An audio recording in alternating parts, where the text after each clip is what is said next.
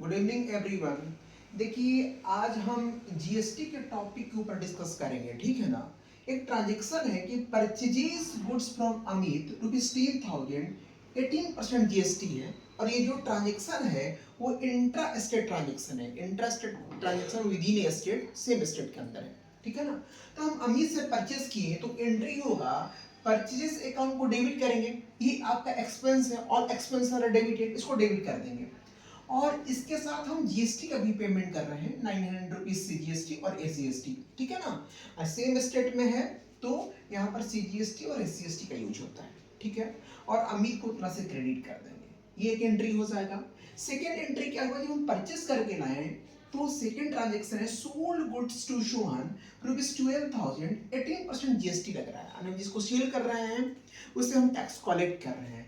What entry would be pass, Sohan account को debit करेंगे, ये आपका रिसीवर हुआ, उसको डेबिट कर देंगे। सेल्स को क्रेडिट कर देंगे क्योंकि मेरा रेवेन्यू है। और ये आउटपुट सीजीएसटी और आउटपुट एसजीएसटी को हम उतना से क्रेडिट कर देंगे, ठीक है ना। ये एंट्री पास हुआ।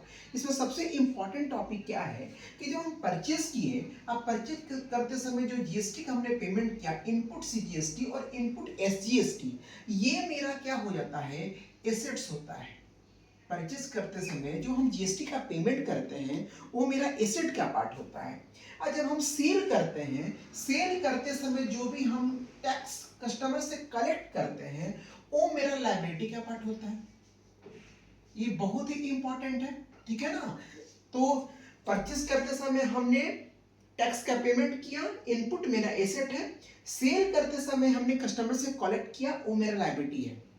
अब यहाँ पे सबसे इंपॉर्टेंट क्या है, हम अपने एसेट से लायबिलिटी का पेमेंट करेंगे। तो मेरा टोटल लायबिलिटी अगर देखिएगा तो 1080 ये आपका टोटल लायबिलिटी है। लेकिन मेरा एसेट कितने का है, 900 इतने का ही एसेट्स है।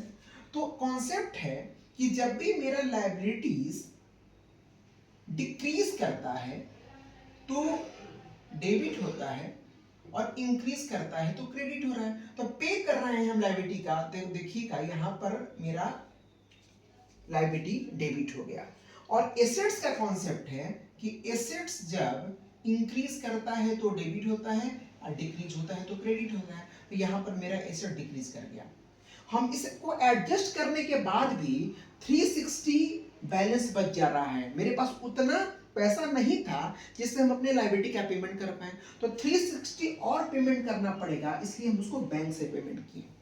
तो इस ट्रांजैक्शन में इनपुट से आउटपुट को कैसे एडजस्ट किया जाता है इसको बताया गया। और जीएसटी का बहुत ही इंपॉर्टेंट टॉपिक है, एकेडमिक में भी इसका यूज हो रहा है, पढ़ने में और प्रैक्टिकल सिनेरियो में। जब आप किसी कंपनी में या कोई बिजनेसमैन के यहाँ काम करते हैं तो कैसे हम जीएसटी में इनपुट से आउटपुट को एडजस्ट करते हैं, बहुत ही इंपॉर्टेंट टॉपिक है। सारी चीजों को केयरफुल होकर देखिए। Okay, thank you.